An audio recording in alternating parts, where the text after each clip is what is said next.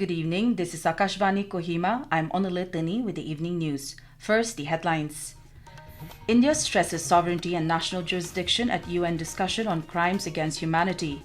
Chief Minister Neiphiu Rio meets former NPF President Dr. Shurhozelie ahead of expected party merger. Key civil society organizations in Dimapur renew call to lift the NLTP Act in district. And state-level Catch Them Young Under-14 Sepaktakraw tournament kicks off.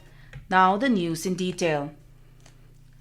Rajya Sabha MP S. Phangnon Konyak has reiterated India's position that the states hold primary responsibility to ensure justice and accountability for egregious violations of human rights and mass atrocities committed either in their territory or by their nationals. She said this while delivering a statement at the United Nations UN 6th Committee on Crimes Against Humanity in New York.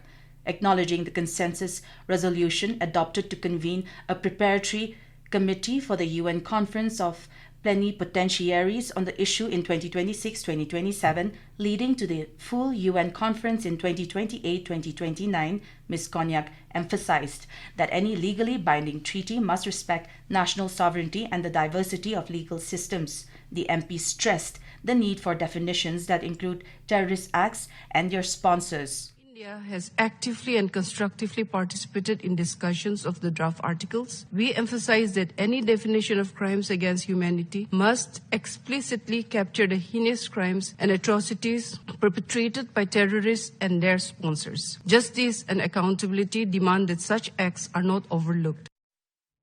Ms. Konyak said India categorically opposed the transposition of existing legal regimes into a new convention without critical examination or adaptation.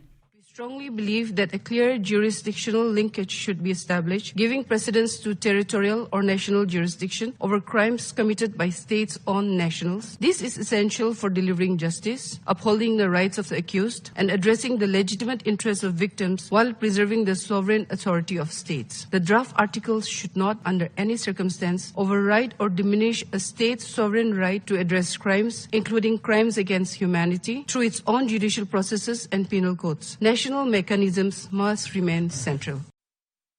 The MP called for open, transparent and consensus-based discussions in the preparatory committee to ensure that any instrument on crimes against humanity fully addresses the legitimate concerns of all member states while upholding the principles of international law.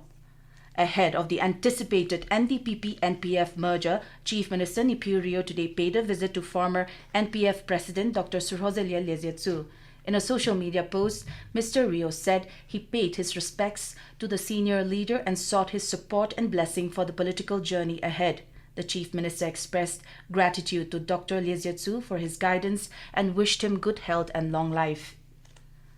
A joint consultative meeting of key civil society organizations in Dimapur today agreed on reviving the movement to lift the Nagaland Liquor Total Prohibition NLTP Act 1989 in Dimapur district.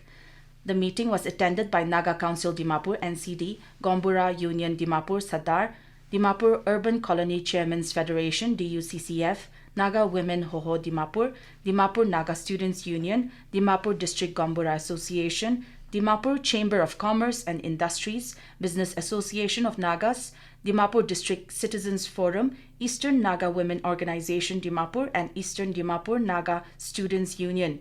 The meeting noted that the prohibition has failed to curb sales and consumption of liquor and resolved that DUCCF President and NCD Councillor Zasiviko Zakyasato will continue as convener of the committee for lifting the NLTP Act to pursue the movement earlier launched on November 2023. Speaking to media persons, NCD President G.K. Rengmar emphasized that the move is aimed at protecting the youth from the rising consumption of adulterated liquor.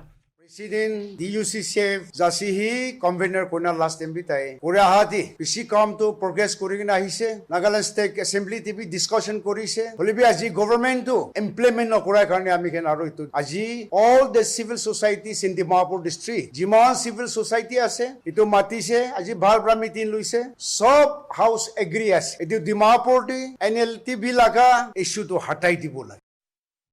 Meanwhile, Mr. Zakyasato said a detailed study on the NLTP Act was submitted to the government in 2023 and the committee will chart its roadmap based on that report. This is Akashvani Kohima giving you the news. For quick news update, follow us on our X handles AIR News Alerts and AIR_Kohima. You can also listen to this news bulletin on News on Air app and our YouTube channel AIR News Kohima.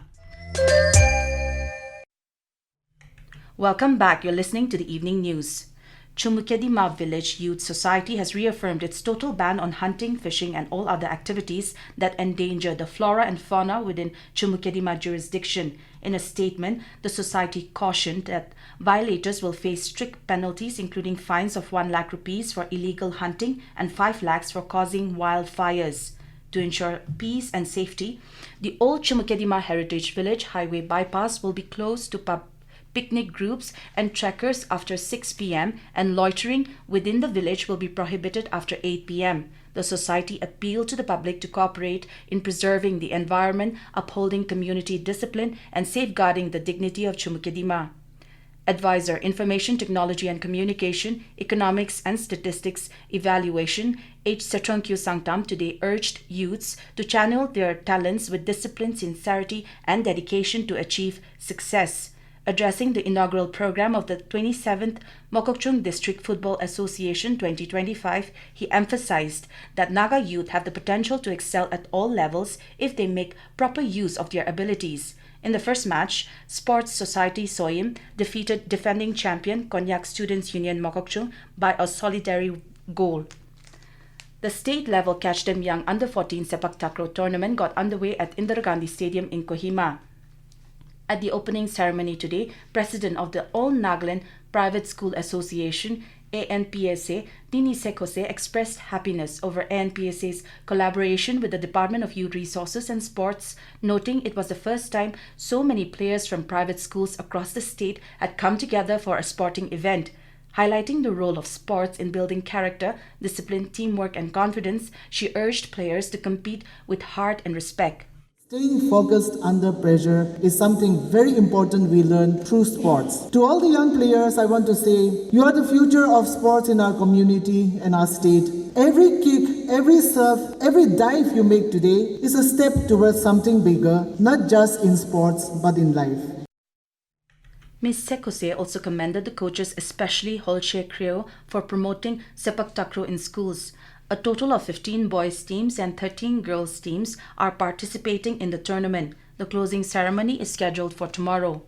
The new GST reform is a major boost for Jammu and Kashmir's traditional industries and local economy, particularly the craft and tourism sectors.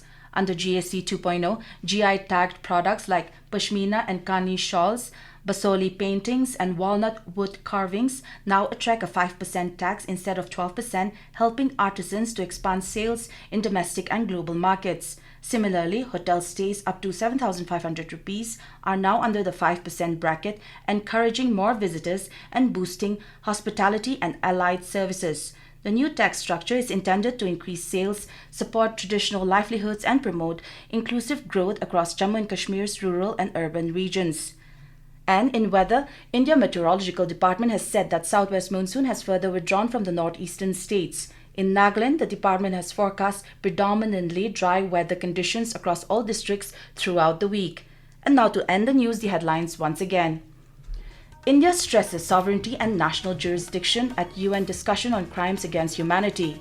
Chief Minister Neiphiu Rio meets former NPF President Dr. Shurhozelie ahead of expected party merger. Key civil society organizations in Dimapur renew call to lift the NLTP Act in district, and state-level Catch Them Young Under-14 Sepaktakraw tournament kicks off. That is all we have in this evening news bulletin. We will be back with the morning English news at 7:30 tomorrow. Have a pleasant night.